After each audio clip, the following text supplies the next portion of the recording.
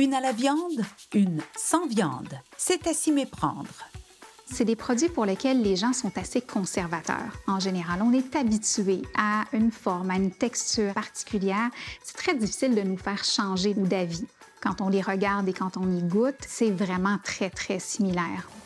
Les saucisses sont un des premiers aliments pour lesquels une alternative végétale a été développée. E-Veggie est de loin la marque qu'on connaît le plus, marque locale, fondée en 1985. Donc, ça a été les premiers à nous faire découvrir le végé avec la saucisse. Une dizaine de marques offrent maintenant plus d'une quarantaine de choix de saucisses vendus dans tous les grands supermarchés. Il y a des différences énormes en matière de composition, d'abord et avant tout. On a certains produits, comme les Gousta, par exemple, qu'on peut qualifier davantage d'artisanal. C'est fait avec peu d'ingrédients et des ingrédients simples. Même chose avec Hilary's, on a des ingrédients qui sont entiers. Par contre, on a plusieurs autres de nos échantillons qui sont ce que j'oserais appeler des aliments technologiques, c'est-à-dire qui ont demandé et qui demandent beaucoup de techno, beaucoup de manipulation. On est tellement loin des ingrédients d'origine quand on arrive dans le produit fini que, honnêtement, je n'ai aucune idée comment est-ce que le corps gère ça, comment est-ce qu'il l'absorbe. Saucisses à déjeuner, fumées ou de style européenne, elles ont longtemps été faites avec du soya, mais aujourd'hui, on en trouve aussi à base de farine de gluten, de pois et même de gourgane. Comme pour les saucisses traditionnelles à la viande, il y a 3 nutriments clés qui valent la peine de jeter un œil dessus pour comparer et faire les bons choix. Les protéines, le gras et le sodium. On s'en sort pas. C'est vraiment là que ça se passe. 15 grammes de protéines, c'est pas mal notre barème minimum pour considérer que ça commence à être vraiment nourrissant. Donc, nos plus protéinés sont la gamme européenne de Field Roast, où on a 26-28 grammes de protéines. Ensuite, Very Good Butcher, sa saucisse britannique, a 24 grammes de protéines. Et du côté de E-Veggie, 2 nouveaux produits, on est autour de 24-25 grammes par saucisse. Avec Isabelle, on les a analysés et en compagnie du chef du restaurant végétarien Lola Rossa, on y a aussi goûté. Merci. Pour commencer la journée, 3 saucisses à déjeuner de marques différentes. Ça sent la cannelle. C'est pas du tout dans les références que je me fais d'une saucisse à déjeuner en termes de texture. Et pas de goût non plus, j'ai envie de dire. On est plus proche sur la texture un peu d'un biscuit mou. J'ai l'impression de manger un sablé, moi. Ouais, ça. Oui. Ouais, Je trouve ça granuleux et sucré. La texture est vraiment différente. Là, on est très proche d'une texture de viande. Là. C'est compliqué de faire des bonnes saucisses végé? Bien, c'est comme dans n'importe quel. C'est de l'essai, c'est de l'erreur. Ce qu'on veut faire, c'est proposer au consommateur un produit qui imite le plus possible le produit de la viande. Plusieurs produits sont faits au Canada. Les saucisses Gusta et Fontaine Santé sont confectionnées au Québec, tout comme les Veggie Eat. On regarde les produits carnés, qu'est-ce que les gens préfèrent, on regarde le plus gros vendeur, et puis finalement, ce qu'on se rend compte, c'est qu'une saveur très particulière d'italienne douce, qui est le produit le plus populaire dans les saucisses, il y a une prédominance de fenouil à l'intérieur. C'est ce qu'on va venir imiter à l'intérieur de notre produit.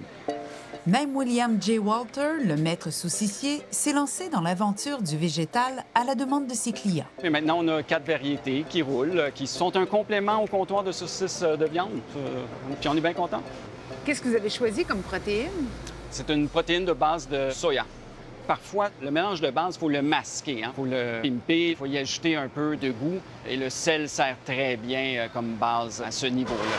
C'est un produit qui n'a pas de boyau. Ça fait partie des défis pour arriver à quelque chose d'assez ferme, qu'on puisse mettre sur le barbecue ou griller et que ça tienne la route. Bon, ben alors, on passe au dîner? On y va. Pour le dîner, on a goûté à 3 saucisses de type hot dog. Pour moi, dans un pain avec du ketchup et de la moutarde, c'est réglé. On n'y voit que du feu. T'as raison, là, c'est vraiment une copie très réussie des saucisses hot dog. Petit goût de fumée très agréable. La saucisse à hot dog, on a des références gustatives qui nous suivent depuis notre enfance, puis on n'a pas trop envie de compromis quand on est dans cet univers-là. Très salé. C'en est presque choquant pour les papilles. Le goût, c'est vrai, dommage, est couvert par le sel. Plutôt désolant. La plupart des saucisses végé sont autant et parfois même plus salées que celles à la viande. On a une moyenne sur les 44 produits qu'on a évalués de 491 mg de sodium par portion. Mon moins salé en a 200, mon plus salé en a 790. c'est la Field Roast fumée qui se trouve à être de loin la plus salée. Belle surprise, l'ensemble des saucisses type hot dog de Eve Veggie font très bonne figure aussi avec les taux de sodium qui sont autour de 240.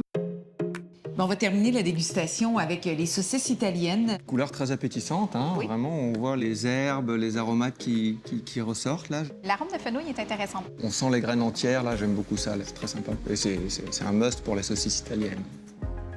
En général, les alternatives végétales sont moins grasses. L'avantage, en fait, est surtout au niveau du gras saturé. Dans les saucisses régulières, ou en fait les saucisses de viande, gras saturé oscille en moyenne autour de 6 grammes, alors que dans les échantillons qu'on avait, notre moyenne est à 1,3 grammes. Donc, il y a une nette différence. Les deux seuls produits pour lesquels on a des teneurs en gras saturé qui sont similaires, voire même légèrement supérieurs à ce qu'on retrouve dans la viande, ça, c'était surprenant. Ben oui. Mais c'est les produits de Veggie et de Beyond Meat qui utilisent de l'huile de coco. Donc, l'huile de coco, qui est naturellement riche en gras saturé, vient augmenter malheureusement ce chiffre-là. Là où ça surprend le plus, c'est dans le prix. Dans l'ensemble, les saucisses végétales sont plus chères que les produits à base de viande. C'est difficile d'en sortir un gagnant parce que souvent, c'est gagnant sur une valeur, pas sur l'autre. Cela dit, je ne serais quand même pas portée à recommander, à dire « mettez ça sur votre table tous les jours ». Non. Les faire maison, pas si compliqué. Ça demande juste un peu de persévérance. Alors la première étape, on va faire sauter les échalotes, un peu d'ail et un petit peu de vin blanc. On va mettre ça à refroidir pendant qu'on prépare le reste. On a de la poudre d'ail, de la poudre d'oignon, du paprika fumé, de la farine de gluten. Et là, on reprend nos échalotes qui ont un peu refroidi. Il faut quand même que ce soit haché assez fin, parce que sinon, là, la saucisse ne va pas se tenir. Moi, je mets un peu de gras dans les saucisses pour qu'elles soient plus goûteuses. Bouillon de légumes, de sauce soja. C'est vraiment la texture qui est très difficile à avoir. En fait, il faut trouver le bon équilibre entre la farine de gluten, donc de protéines de blé qu'on utilise, et le liquide. Ça se joue aux quelques grammes près, parce que trop de liquide, ça va faire une texture vraiment molle. La texture est impeccable. C'est très proche d'une saucisse de viande. Je suis certaine qu'on pourrait convaincre des carnivores d'essayer à l'occasion des saucisses végétales. C'est très savoureux. On goûte très bien les aromates. Bravo, c'est réussi. Merci.